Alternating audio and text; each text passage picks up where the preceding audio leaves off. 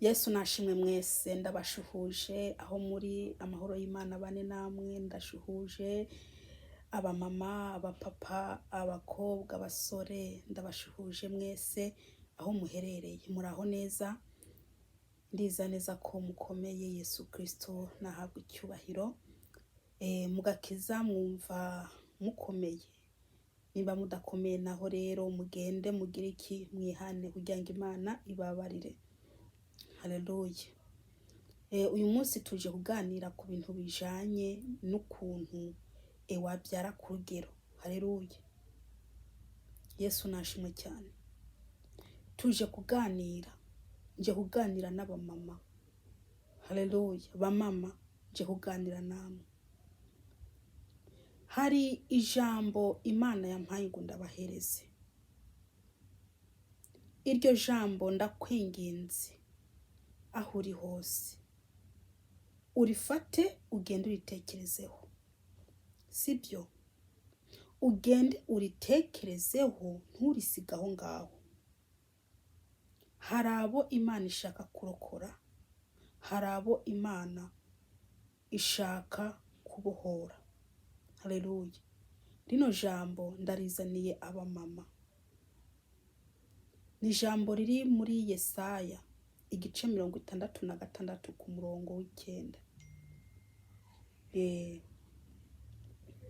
Ku murongo w'ikenda. Haleluya. Yesu natugire neza. Mbere yuko ntangira reka manze mpamagara ijuru ndarimenyeshe ko nageze, hanyuma umwami Yesu anshigikire. Data wa twese uri mu ijuru, izina ryawe niryubahwe. Mwami Yesu nahageze nje kukuvugira. Uwiteka Mana ndakwinginze umwuka wera amanuke anshigikire nasame na wavuge. Data wa twese uri mu ijuru ndagusabye data kugira ngo ugire neza abantu bawe.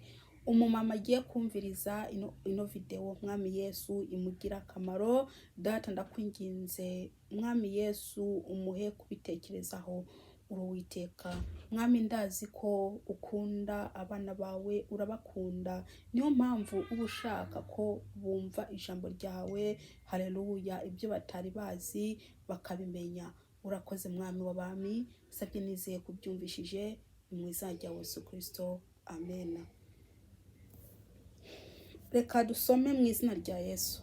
Mbega notuma baramukwa sintume babyara, niko Uhoraho abaza. Ko ari jewe ntuma babyara nobabohera mwinda, niko Imana yawe ibaza. Mwene data, rino ni jambo nahawe ugira ngo mbwire abamama. Abamama bose. Haleluya. Mumama we uri muranyumviriza, Imana niyo ituma utwara inda.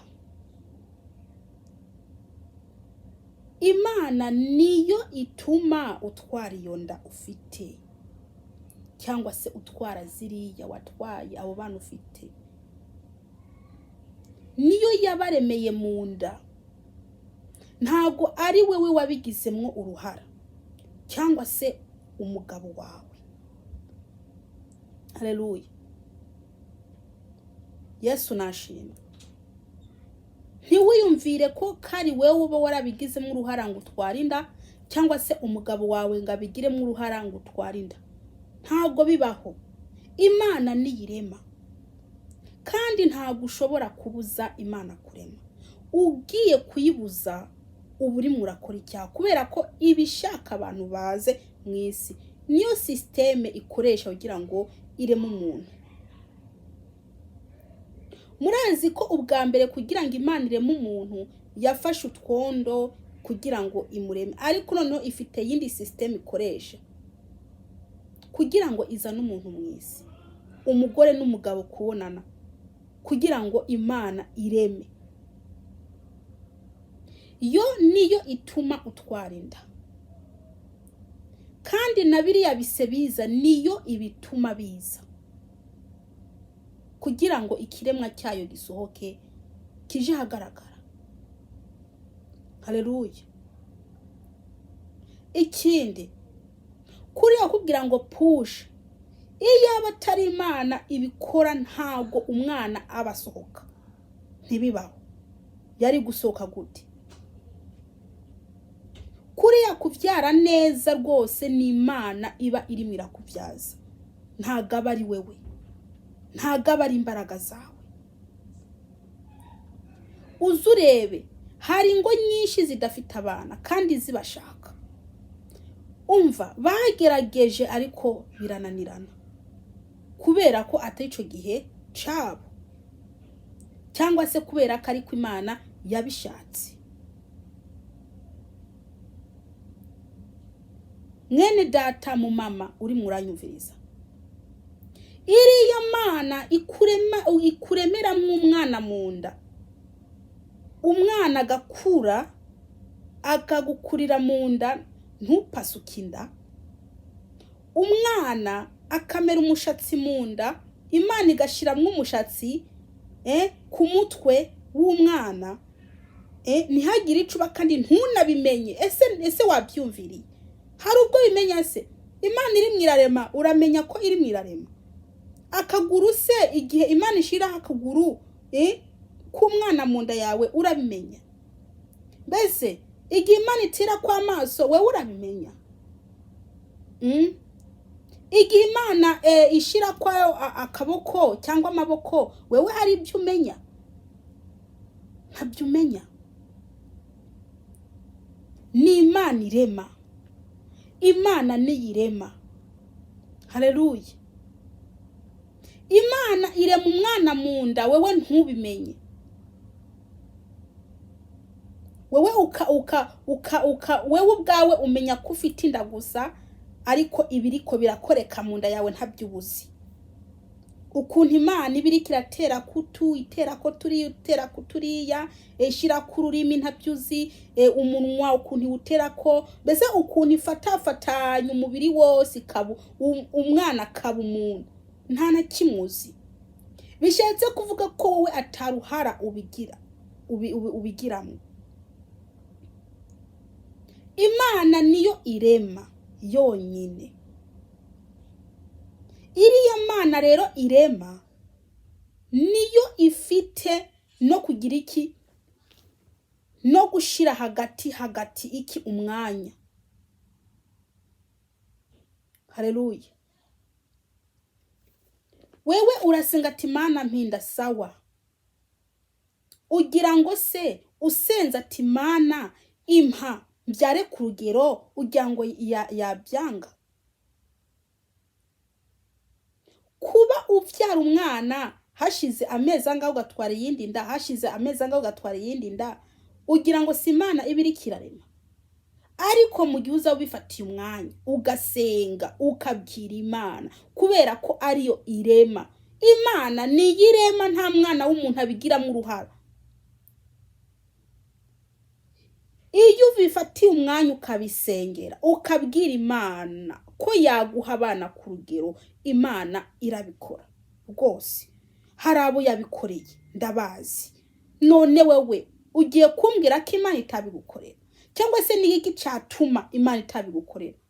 Niba uri kure yayo, ibyo birashobora gutuma Imana itakumva, ariko uri muri yo neza ukayizera, Imana yabigukorera.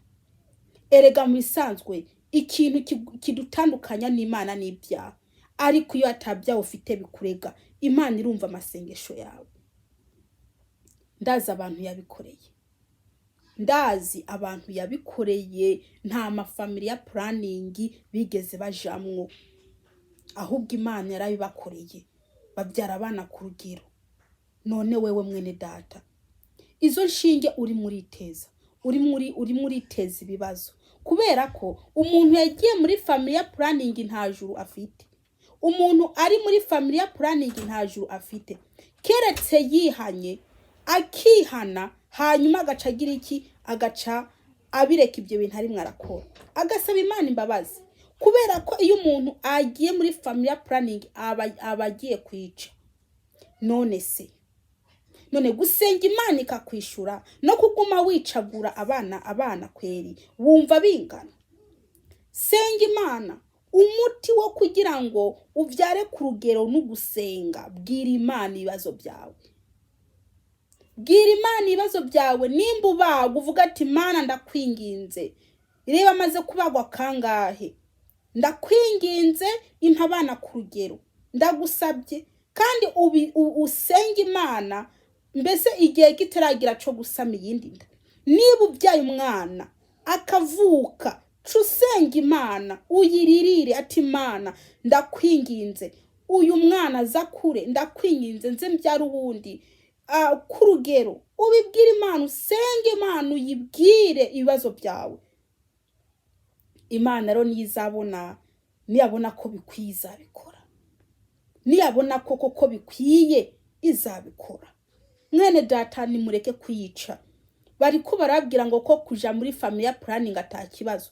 Ndakubwiza ukuri, we mu Kristo wamenye Kristo, wamenye Imana, ikibazo kiriho. Ikibazo kiriho kubera ko uba uri kurabuza Imana kurema, kandi uburimo urakora icyaha. Uri kurakora icyaha kandi uri umwicanyi. Haleluya. Wowe rero wagiye muri family planning uri ko atinya kubyara, ndakubwije ukuri, nusaba Imana imbabazi. Naho ubundi ukuri ndakubwiye, nta juru ufite waragiye muri family planning. Mu mama shaka uririmbana utuntu, hari ubuntu bubita ngo nubushinge, nimba ari ubupira, nimba ari ubuki, ntabyo nzi. Kuki bya family planning ntabyo nzi. Naho umuryango uri wa family planning nta wonzi. Mbese n'ukuntu wabikora ntabyo nzi, ariko numva bayivuga imipira. Iyo mipira yo bayishira ntaho nzi, ariko ndakubwije ukuri, we muntu ukoresha imipira, ukoresha ibinini, ukoresha ibiki, ibyo byose uzasanga byakurindiriye. Kumbura ureke ibyo bintu. Imana itaranaguteza na kanseri, kubera ko hariho abantu Imana imaze guteza kanseri kubera kutumva. Baraburiwe kera ntibumve. Imana yaratumye abakozi bayo babwire ntibumva. Imana ifata umwanzo wo kubateza kanseri. Hariho nabo yateje ibibyimba, hariho nabo yateje indwara zitandukanye zo mu gitsina, abandi bakagwara indwara zo mu nda. Hariho rero abaja mu maraso ubudasiba, amaraso ntahere. Ibyo byose ni ingaruka, ibyo byose ni ibintu Imana ishobora kugutera kubera utumva. Mwene data, ese kuririmba neza ko wirinze ibyaha byose, ariko family planning kweri ariyo ikujana mu muriro? Ko wizeye Kristo, ko avuze ngo uramwizera nk'umwami n'umukiza wawe, none wizera ko aguhinda, ukizera ko yakuvyaza, none ni kubera iki utizera ko yaguha abana kurugero? Ni kubera iki utizera Imana ko yaguha abana kurugero? Erega Imana irashoboye.